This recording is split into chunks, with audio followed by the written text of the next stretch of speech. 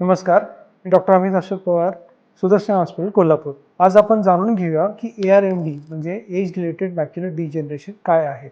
त्याच्याविषयी आज आपण जाणून घेऊया. वयानुसार येणारे पाठीमागच्या पडद्यामध्ये म्हणजे मॅक्युला जो की सेंटरचा पार्ट असतो, त्याच्यामध्ये काही चेंजेस होतात वयानुसार.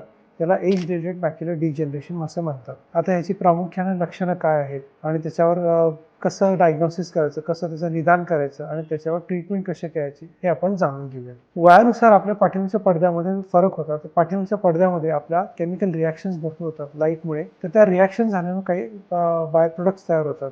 लायपोप्रोसिन नावाचे वगैरे. त्याच्यामध्ये जर काही चेंजेस झाले तर आपल्याला त्या ठिकाणी थोडीफार वयानुसार थोडीशी चेंजेस होतात सेलवर. तर याची सुरुवात कशी होते? बऱ्याच वेळेला हे पेन रहित म्हणजे विदाऊट पेन असतं, म्हणजे त्याला दुखत नाही, दुखापत होत नाही किंवा जाणवत नाही बऱ्याच वेळेला. पण शक्यतो वयानुसार जसं 60 नंतर किंवा 70 नंतर झालं तर ह्या पाठीमागच्या पडद्यावर जीर्ण झालेल्या अवस्थेमध्ये एक ब्रुसेल नावाचं लायपोप्रोसिन नावाचं एक सेलमध्ये पिगमेंट्स जमा होतात. ते पिगमेंट्स मोठमोठे झाल्यानंतर पाठीमागच्या पलटावर म्हणजे पाठीमागच्या रेटिनावर परिणाम करतात. त्याच्यामुळे आपल्याला थोडंसं अंधुक दिसायला. जसं सगळ्यात महत्त्वाची नजर म्हणजे आपली सेंटरची नजर म्हणजे मध्यभागाची नजर. ती हळूहळू आपल्याला कमी कमी दिसायला लागली, ब्लर दिसायला लागते किंवा अंधुक दिसायला लागली. काही वेळेला आपल्याला लाईन वगैरे आहे किंवा चेहरे वेडेवाकडे दिसायला लागतात, मोठे छोटे वेडेवाकडे दिसायला लागतात.